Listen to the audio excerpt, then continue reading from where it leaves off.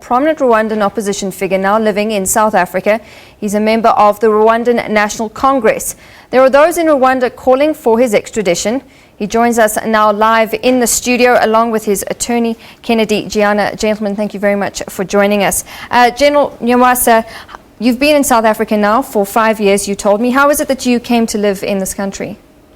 I ran out of Rwanda because my life was threatened, just like the lives of very many Rwandans who have been threatened by the state.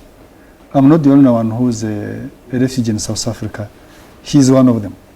And there are other hundreds of Rwandans who are here because they fled the country because the situation in Rwanda, the security situation in Rwanda is not conducive. And that's why you have got refugees, Rwandan refugees, here in South Africa, in the neighboring countries of Uganda, in Kenya, in Tanzania, but also in Europe, in America, and Canada. So I happen to be one of those people who felt their lives were threatened and ran to other countries, and I found myself in South Africa. Now let's look at the political situation in your country. There's now talk of Paul Kagame's bid to retain power for a third term. What is your take on that? Precisely, that's the gist of the matter. Okay. And that's why most of us left the country. You know very well the history of Rwanda is characterized by violence, by wars, and by genocide. I was part of the Rwandan Patriotic Front. I was one of those who started the war to establish democracy in Rwanda and try and be able to end the issue of refugees, because we have had refugees since 1959, but also to try and establish an independent media, a free media, and establish a vibrant civil society. But currently, like we've said, this has gone through the window. President Kagame has been president since 2000. This is 17 years. He now wants to abrogate the constitution, amend the constitution, stand again, and stand indefinitely. Now, that gives no chance in Rwanda for Rwanda to ever have a peaceful change of government. So we are in exile because we are saying, can we go back to the drawing board and try to establish a democracy, to establish a rule of law, to have free and fair elections, have fair competition in politics, end the issue of refugees, and be able to allow a free and vibrant media to work. So those are the issues that have forced me and others to be in exile. And that's why even now we are protesting the change of the constitution to allow him to stand forever, because Rwandans will have no other option to change the constitution other than probably resorting to violence. And for us in the RNC, we believe in peaceful change of government, in dialogue. But you cannot have it in Rwanda currently. If you try that, you are either killed, you are either imprisoned, or you can even disappear. And most of our friends are now in exile. Others have disappeared, and others are incarcerated in prison. You spoke earlier of your role previously. If there was a change of government in Rwanda, would you ever consider going back? And if you did, what would your role there be?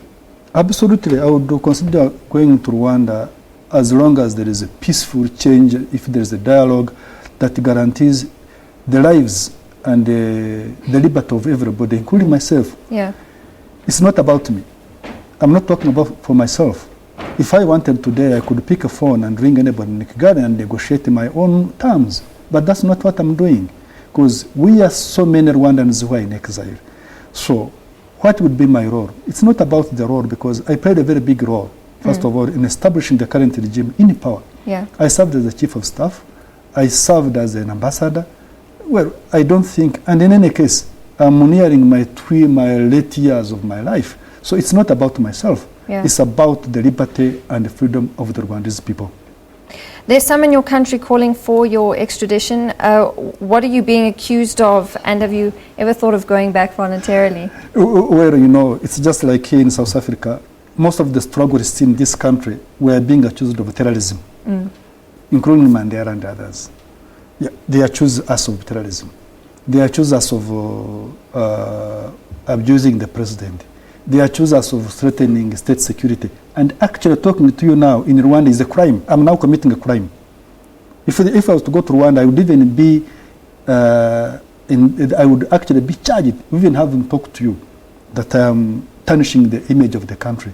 But what I'm talking about is not about myself. I'm talking about peaceful change of government in Rwanda and dialogue about the Rwandans. The government may not necessarily need to change. They can dialogue and guarantee the lives and liberty of everybody. And then we'll be able to move. And that's what I'm talking about. What are outside observers saying about what's happening in your country?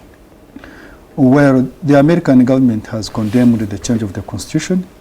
The French have done the same. There are other people who don't say it openly. And the African Union, by the way, the African Charter, does not support change of and constitutional change of government for anybody to stay in power. The African Union has not come out, but the law, the African Charter, prohibits them from doing it.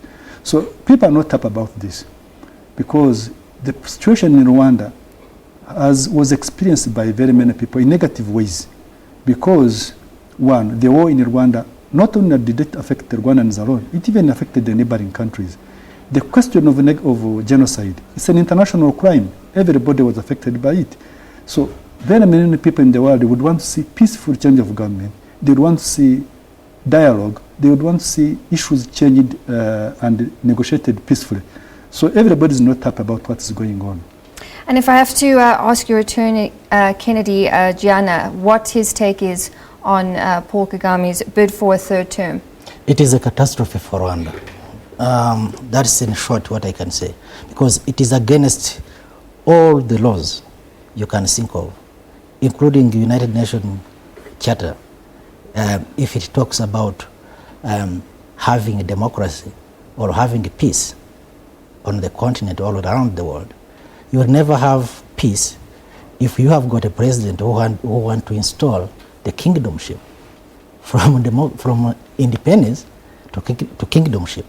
So, to me, what I can say, as many readers say that it is a red line, that's a red line which he has crossed. Because the Rwandan constitution, this one which he has changed already, is, you know how we got it. It was after genocide. We lost almost 1 million people. And we came out and had this beautiful constitution, even though it has been changed many times. But that provision, Section 101, which prohibits a person to have more than 2 terms as a president. And when you go back on that provision, it says that under no any circumstance, a person can hold the office of president more than 2 terms.